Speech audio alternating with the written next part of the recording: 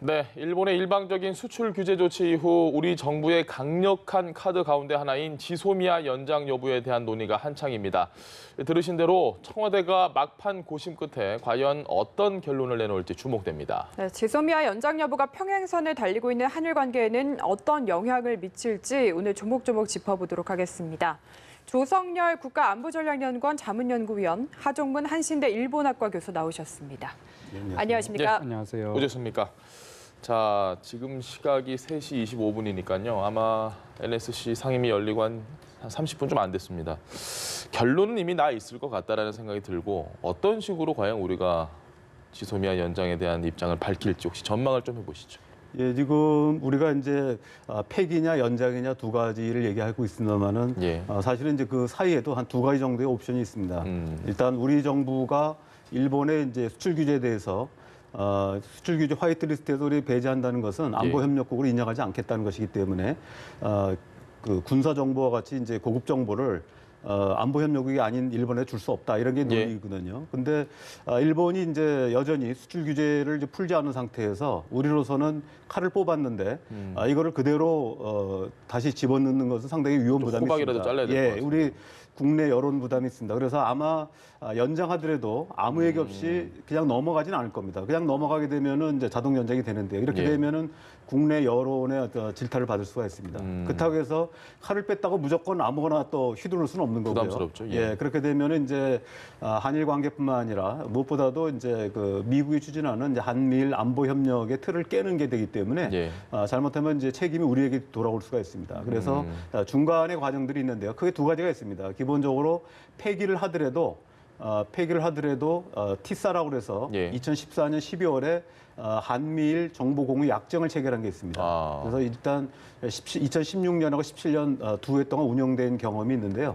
이거를 활용하는 방법이 있습니다. 이제 또 하나는 뭐냐면 이거는 이제 연장을 하되 대신 일본이 수출 규제를 하면서 100% 제외하면서도 지금 3개 이상은 지금 더 확대를 안 했거든요. 그래서 칼자를 쥐고 있는 것처럼 우리도 마찬가지로 연장을 하되 일본이 수출 규제에 대한 전향적 조치를 취할 때까지는 공유하지 않겠다. 정보 공유를 하지 않겠다고 선언하는 겁니다. 연장을 하되. 그러면 또 칼자를 우리가 쥐게 되는 거거든요.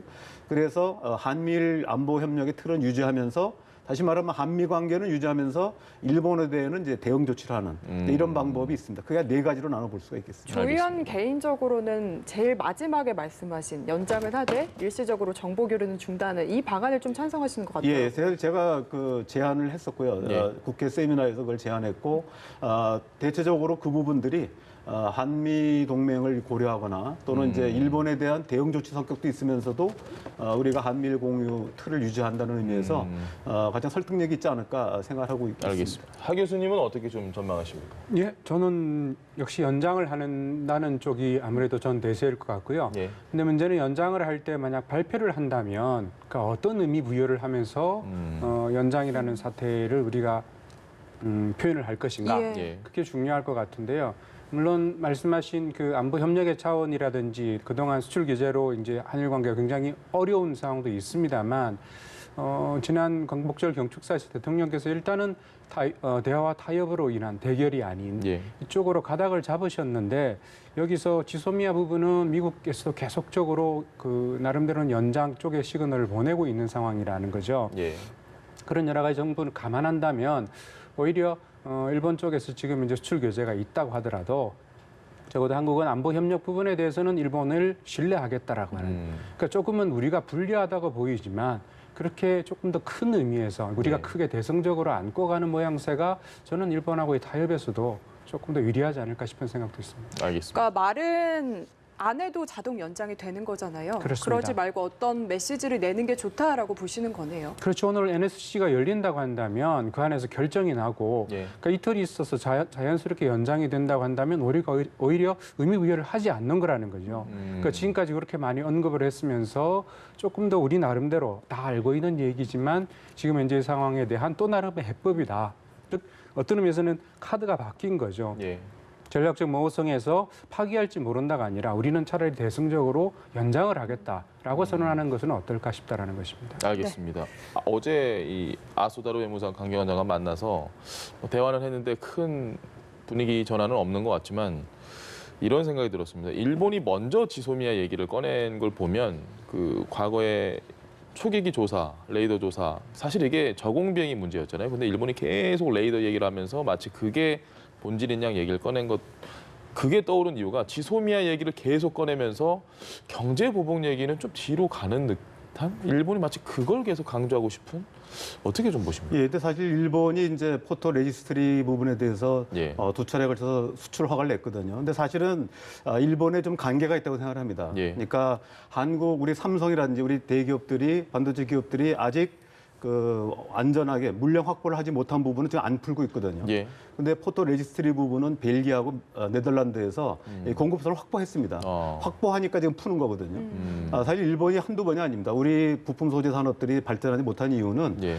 많은 돈을 들여서 부품 소재 산업을 개발해 놓으면은 예. 일본이 이제 고가를 받다가 같이 덤핑으로 들어오거든요. 그래서 사실은 우리 그 중소기업들이 부품 소재 산업이 발전하지 못하는 부분이 있습니다. 지금 같은 경우는 자신들이 어떤 규제 부분에서 아직 우리가 이제 그 불산 수소라든지 예. 불화수소 이런 부분들은 계속 쥐고 있거든요. 예. 아직 우리 작업하는데 시간이 걸리기 때문에 그러나 이제 포토 레지스트리 같은 부분 같은 경우는 이제 대체선을 확보하니까 푸는 것처럼 일본의 경우는 이제 그 지소미아 같은 경우가 우리가 이제 미국이 주도하는 이른바 한일 안보 협력이라는 틀도 있지만 일본은 일본대로 오랜 꿈이 있습니다. 그게 뭐냐면 일본 우익이 3대 목표가 있는데 첫째는 이제 그 연호제입니다. 예. 천황제의 어떤 연호가 있는데 예. 일왕의 어떤 연호를 우리는 이제 뭐 서기를 쓰고 있지만 예. 일본은 과거에는 이제 아예 법적으로 썼습니다. 그러다가 45년 이제 패전 이후에는 쓰지 못하게 됐거든요. 예. 자의적 임의로 쓸 수는 있었지만 그러다가 이걸 법적으로 79년도에 연호법을 제정을 했습니다. 그래서 강제로 쓰게 했고요. 두 번째가 이제 안보법제입니다. 예. 안보법제는 아시다시피 집단적 자위권을 행사할 수 없게 돼 있는 부분이 있고 예. 그다음에 한국전쟁 당시에도 일본 자위대가 후방에서 지원했지만 예. 사실은 법적 근거가 없었거든요. 그래서 이런 부분들을 이제 법조화하는 부분들이 이제 안보법제라고 하는데 2015년 9월 달에 강행처리에서 통과돼가지고 2016년도에 발효가 됐습니다. 예. 근데 일본이 한반도 문제에 개입할 수 있는 일본 내의 국내법적인 통로라고 할 수 있는데 문제는 이 부분이 한일 간에 또 이 협력이 없으면 불가능하거든요. 이 두 개로 제시한 부분이 바로 한일 군사정보보호협정, 이번에 네. 지소미아고요. 또 하나는 이제 한일 상호 군수 지원협정, 예. 악사라고 하는 부분이 있습니다. 이 두 개가 있는데 두 개를 동시에 하기엔 부담이 컸기 때문에 일단 이제 그 한일 군사정보보호협정을 추진한 것이고요. 이 부분은 이제 미국의 동아시아 전략과도 별개로 예. 일본이 한반도에서의 또 개입의 어떤 그 근거가 끈을 될 유지하기 수 위한 통로라고 볼 수 있습니다. 사실은 지소미아라는 측면을 순수하게 한일 관계로 본다면은 저는 마땅히 끊어야 된다고 봅니다. 폐기하는 게 맞다고 보는데 다만 이 부분이 이제 미국의 동아시아 전략으로 또 더 다른 틀이 있기 때문에 네. 우리가 이제 그 한미 동맹의 의식을 했을 때는 또 필요하고 또 한일 관계에 대한 대응 조치 필요성도 있고 이런 이제 예. 딜레마 속에서 이 고심을 계속 하고 있는 것이라고 볼 수 있습니다. 지소미아 얘기를 일본이 먼저 꺼냈다라는 걸 보면서 네. 저는 정말로 이게 그렇게 일본에게 중요할까라는 생각과 함께 일본이 또 무슨 생각을 하고 있는 거지라는 생각도 동시에 들었거든요. 어떻게 보십니까? 전 두 가지가 있다고 생각이 되는데요. 지소미아를 먼저 꺼냈던 이유는 지금 아시아에서 유일하게 한국이 백색 국가였듯이 마찬가지로 지소미아를 체결한, 물론 호주가 있습니다만 예. 그 아시아 유일한 국가입니다. 예. 그러니까 그 의미는 시차는 있습니다만 적어도 동북아에서 중국을 견제한다는 의미, 북한에 대한 핵과 미사일 문제 이런 것들에서 한국과의 안보 협력은 불가결한 부분이고요. 예. 그러니까 그런 것들을 국내적인 수준에서 아까 말씀하신 내용에서 개헌이라든지 이른바 군사대국 일본을 꿈꾼다 그랬을 때 독자적으로 추진하기 어려운 부분에서 미국이 중요한 배경이고 예. 또 하나의 부분은 역시 한국과의 안보 협력이 필수적입니다. 근데 이런 것들을 이제 일본은 지소미아의 체결로 해서 한 걸음 전진시킨 형국이고요. 그러니까 그 점에서의 관심이 저는 있다고 생각이 됩니다. 근데 또 하나 부분은 현재의 수출 규제 상황에서 만약 한국이 지소미아를 연장하지 않는다. 예. 그랬을 때의 사태는 물론 지소미아 자체에 대한 게 있습니다만 한일 간의 경색된 부분, 다시 미국에 관한 부분 포함해서 전체적으로 이 문제가 수출 규제 그리고 동아시아에서 강제동원 재판에 관한 문제에서 안보 쪽으로 전선이 확대가 되게 됩니다. 예. 그러니까 그런 여러 가지 부분들에서 일본은 한국 쪽에 책임을 전가하고 자신들이 유리한 고지를 선점할 수 있다. 저는 그런 생각도 있지 않나 싶어요. 다 떠넘기는 거군요. 일본 그렇죠. 입장에서. 그러니까 알겠습니다. 일본이 실제로도 아쉽기도 하고 또 파기되면 명분도 쌓일 그렇죠. 수 양쪽 있고. 다 자기들은 예. 일종 이제 두 가지 다 일종의 보험을 걸어 놓았다. 이렇게 볼 수도 있겠죠. 그래서 지소미아에 대해서는 계속 연장하고 싶다고 이야기를 하는데 올해 일본의 방위백서 초안이 지금 공개가 된 것 같거든요. 근데 여기서 보면은 미국은 일단 제외하고 안보 협력 국가를 기술한 순위에서 작년에도 두 번째로 밀렸는데 이번은 네 번째가 됐습니다. 네. 이런 건 좀 어떻게 이해를 해야 되는가요? 예, 어쨌든 그 부분은 그 초계기 사태를 포함해서 최근 1년의 사태에서 한국이 안보 협력의 순위에서 떨어진다. 수출 규제도 이제 초기에는 안보 부분에서 한국의 허점이 있다. 물자의 관리 부분에서. 그러니까 이런 것들이 1년에 기류하고 상통하는 것 같고요. 예. 좀 더 큰 의미에서 보자면 역시 미국이 내세운 인도 태평양 전략이라든지 이런 느낌의 전략에서 일본은 최우선으로 지금 그 부분을 끌어안고 있는데 한국은 상대적으로 빠져 있는 형국입니다. 그런 면에서 보자면 지금 그 순위에서 보게 되면 1, 2, 3순위 안에 인도 태평양이라고 하는 기본적인 도식이 들어가 있습니다. 그런 것들을 반영한 것이고 어쨌든 방위백서를 통해서라도 일종의 일본의 보수 지층에게 한국에 대해서 우리가 분명히 할 말은 하고 일종의 안보에 대해서도 한국에 대해서 충분히 징계를 하고 있다. 이런 것들을 보여주고 싶어하는 것 같습니다. 알겠습니다. 지소미아에 대해서 조금만 더 여쭤보겠습니다. 조 의원님께는 이 부분이 굉장히 좀 어려울 수 있는데 지소미아라고 하면 우리도 정보를 줘야 되고 일본도 정보를 줘야 되고 서로 공유를 하는 거지 않습니까? 그럼 서로가 정보의 좀 대칭성이 맞아야 되잖아요. 비례적으로 뭔가 예, 그렇습니다. 어느 정도 정보의 질이 그 정도로 맞아야 되는데 뭐 누군가는 일본이 가지고 있는 정보가 훨씬 더 질적인 면에서 괜찮다 뭐 이런 얘기를 하시는 분들도 있더라고요. 이게 팩트가 맞습니까? 전혀 사실이 아니고요. 일단 우리가 이제 그 휴전선 일대에서의 이제 휴민트라고 해서 인간 예. 정보가 그 뭐 일본은 뭐 전혀 거의 제로 상태라고 볼 수 그렇죠. 있고요. 또 하나는 이제 우리가 백두 정찰기하고 금강 정찰기가 있습니다. 백두 정찰기라고 하는 건 이제 백두산까지의 신호를 다 우리가 감지할 수 있고요. 예. 금강 정찰기라고 하는데 금강산 정도까지의 영상 정보를 가지고 있습니다. 예. 이런 부분들의 우위, 그다음에 그 그린파인 레이더라고 해서 예. 그 잡을 수가 있는데 북한이 이제 초기에 탄도미사일을 발사했을 때 초기 정보를 우리가 다 잡을 수 있습니다.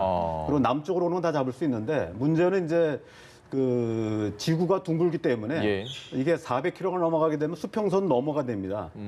그럴 경우 이제 이거는 뭐 물리적으로 굉장히 우리가 지상에서 잡기 굉장히 어려운 부분이 있는데요. 이 부분은 이제 일본이 현재 이제 그 정찰 위성이 있고요. 예. 그다음에 이제 사실은 이제 중국을 견제하기 위한 목적도 있습니다만은 이제 장거리 레이더가 예. 이제 그 4개나 있습니다. 그래서 이 부분들이 뭐냐면 일단 그 일본 열도로 가로지르거나 또는 동해 쪽으로 떨어지는 부분들은 400km 넘어가면 우리가 상당히 잡기가 좀 어려운 태평양으로 부분입니다. 가면 갈수록 예, 그렇습니다. 이런 부분들에 대한 정보, 위성 정보나 또 이 레이더 정보를 우리가 얻을 수 있는 부분이 있습니다.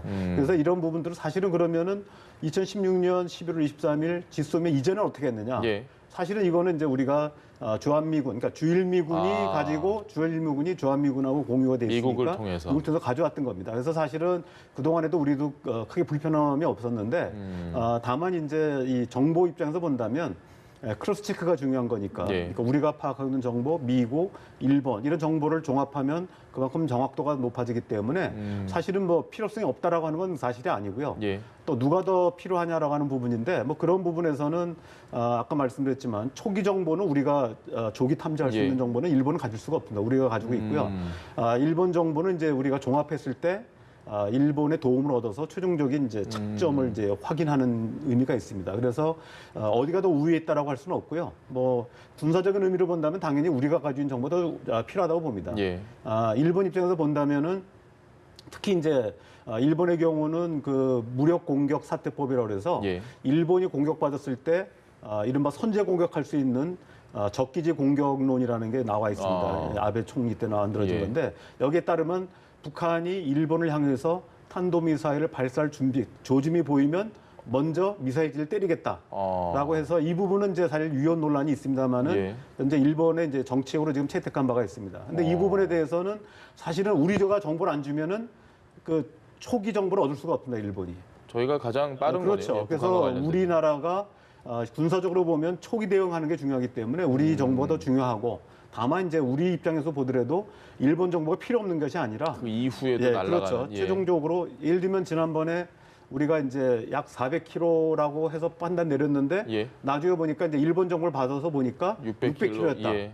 근데 우리는 400km까지밖에 안 보였거든요. 그다음에 이제 수평으로 날아갔다 다시 점프해서 더 나갔는데 그렇죠. 우리 쪽에서는 안 보였기 때문에 400km로 발표했었습니다. 근데 이런 부분을 보정하는 데는 일본 정보가 필요하고요. 다만 아까 말씀드렸던 2016년 11월 이전에 어떻게 했냐? 결국 이게 이제 미국이 우리한테 줘가지고 보정을 했습니다. 다만 시간 차이가 있는데 지금 군 당국자들 얘기로 보면 만약에 지소미아가 없는 상태에서 예. 아까 말씀드린 티사 한미일 정보 약정에 의하면 한 2, 3일 정도의 시간의 지체가 있다. 다시 말하면 우리가 요청하면 주한미군이 주일미군 통해서 또 일본 자위를 길다면 요구하고 긴 시간이네요. 예, 그렇죠. 그러니까 즉각적인 대응이 어려워. 전쟁 상황에서는 어렵고요. 다만 이제 지금 같이 전쟁은 아닌 상태에서 이런 그 위기 관리 차원에서 본다면은 뭐 그 동안에도 충분히 대응해 왔다 이렇게 보시죠. 시청자분들이 아주 정확하게 아셨을 것 같습니다.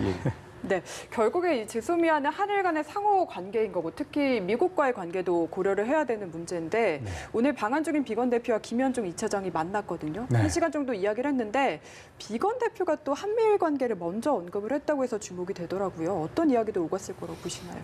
네. 뭐 한미일 관계에서 아마 원칙적인 얘기들이 오갔을 것 같고요. 예. 근데 비건 대표는 일단 그 한일 관계에 대해서 본인이 관장을 할 수 있는 위치에 있지는 않으니까 대북특별대표니까 북한 문제를 곁들이면서 더더군다나 지소미아 문제는 북한하고도 연계가 되니까 예. 그런 원론적인 차원에서 언급이었다고 보여지고요. 당연히 오늘 NSC가 열리니까 그런 것들을 염두에 두고 뭐 비건 대표로서도 당연히 확인을 하고 싶었던 다짐을 받고 싶었던 그런 것들이 아닐까 싶습니다.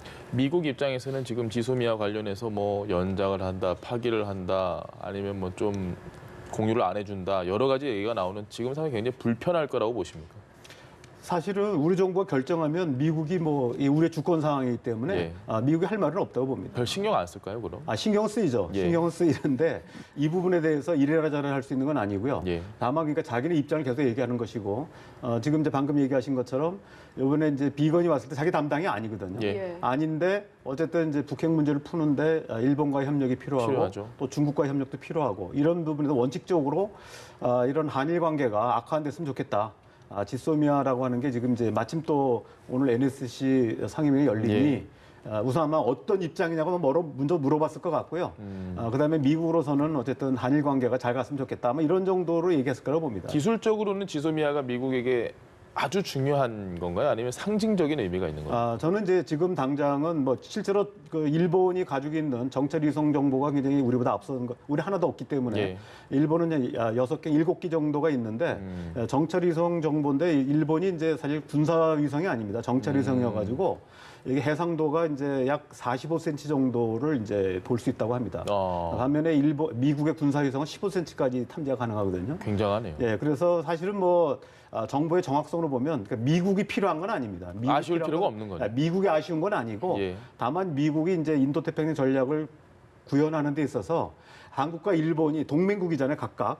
그러니까 한국과 일본은 동맹이 아니지만 예. 미국을 끼고 서로 동맹 관계 한미일 있는데 동맹이죠. 아니 한미일 동맹 한미일 아닙니다. 동맹도 아니고. 한미일 삼각 협력이지. 삼각 이게 일부 협력. 언론 잘못 보도했는데 예. 한일 간은 동맹이 아니고요. 한미일 삼각 협력도 대통령이 아닙니다. 확실하게 얘기했습니다. 예. 한일 간에는 아니고요.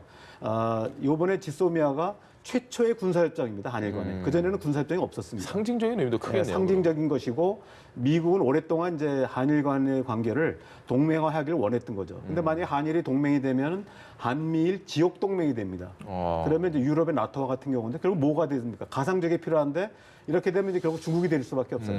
사실 우리도 부담스러운 거죠. 예. 그러니까 우리가 적당하게 한일 간의 안보 협력은 필요하지만 예. 그러나 이게 동맹 관계까지 가버리면 상당히 이제 우리로서는 이 중국을 의식하지 않을 수 없는 거죠. 지금 설명을 해주셨지만 사실 2016년 이전에도 한미일 공조가 이루어졌고 미국은 그렇게 손해볼 건 없는데 왜 계속 여러 차례 연장하길 희망한다 이렇게 말해왔던 건지 하 교수님 생각이 궁금하거든요. 네, 어쨌든 그 부분은 지금 현재 2015년에 아시다시피 그 위안부 합의가 이루어지고 네. 그 다음 해에 지소미아가 어쨌든 체결이 되게 됩니다. 그 일련의 과정에서 미국의 뭐 압력이라면 압력이고요. 미국의 역할이라는 부분들은 부인할 수 없을 것 같습니다. 근데 그 틀에서 박근혜 정부에서 보여주었던 특히 이제 중국에 대한 경사 부분은 일본도 그랬습니다만 미국도 굉장히 우려하고 있었다라는 것들이 알려져 있지 않습니까? 그렇게 보자면 지금 이제 지소미아의 박이는 단순히 정보의 교환의 문제가 아니라 한일 간에 있어서 제한된 의미, 역사 문제가 걸림돌이 됩니다만 협력 체계 부분을 어쨌든 지금 현재 간신히 만들어뒀는데 이게 다시 수포로 돌아가면 과연 그럼 언제 이 부분을 다시 또 전진시킬 수 있을 것인가? 그러니까 이런 판단들이 일본도 고민스럽지만 미국도 역시 할 수밖에 없는 지점일 것 같아요. 근데 그 점에서 미국으로서는 어쨌든 여기 부분은 최소한도로 그냥 이렇게 관리하고 넘어가면서 추후분해서 했으면 좋겠다. 저는 그 면에서 보더라도 아까 말씀드렸던 대로 대통령께서 이미 기조를 잡으셨으면 차라리 연장 쪽으로 가는 게 우리 국익에 낫겠다. 그런 판단을 하는 것이죠. 알겠습니다. 조금 전에 방위백서 초안 얘기를 저희가 잠시 했었는데 일본은 우리를 두 번째에서 네 번째로 지금 두 단계 밀렸습니다. 저희가 후순위로 빠진 건데 경제 보복했죠. 그런데 또 지소미아는 하자고 우리한테 얘기하면서 방위백서 초안에는 우리를 후순위로 미룬다.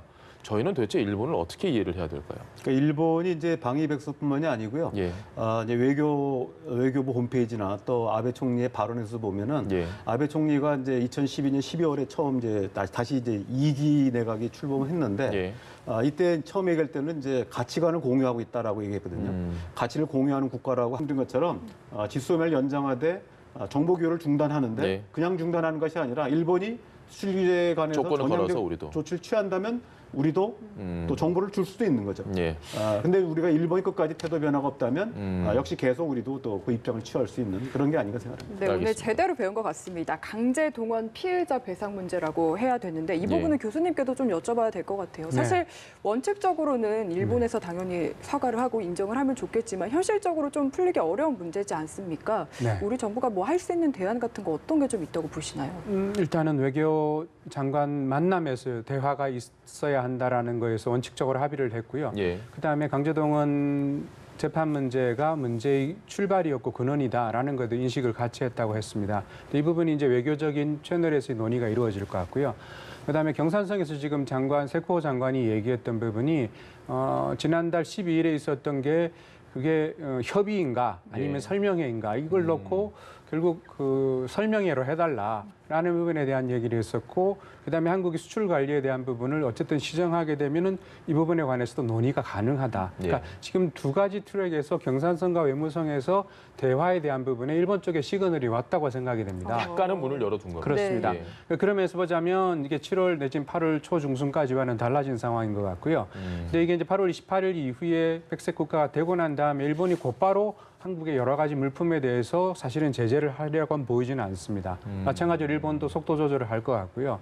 그러니까 거기에서 한국이 어쨌든 외교협상 경산성과 마찬가지로 이 두 트랙에 대해서 협상에 응하면서 한국의 주장들을 계속 확보해 나가면서 가는 작업들이 치밀하게 되어야 될 것 같아요. 사실은 출구가 어딘지는 어느 누구도 지금 확신하고 있는 상황은 아닐 것 같습니다. 짧게 하나만 여쭤보겠습니다. 10월에 일왕 즉위식이 좀 변수가 될 수 있다라는 이야기가 나오는데 역시 동의를 하시나요? 아니요. 일왕 즉위식은 이른바 정치 문제가 끼어들기보다는 일본 쪽에서도 지금 소비세를 인상하는 문제가 있고 그러기 때문에 되도록이면 국내 축제, 축하 무드 이런 것만을 하고 싶어 할 텐데 이런 역사 문제를 껴가지고 그게 뉴스거리로 나오는 거는 그렇게 원하지는 않을 것 같아요. 알겠습니다. 네, 알겠습니다. 조성열 국가안보전략연구원 자문연구위원 하종문 한신대 일본학과 교수와 함께했습니다. 말씀 감사합니다. 네, 고맙습니다.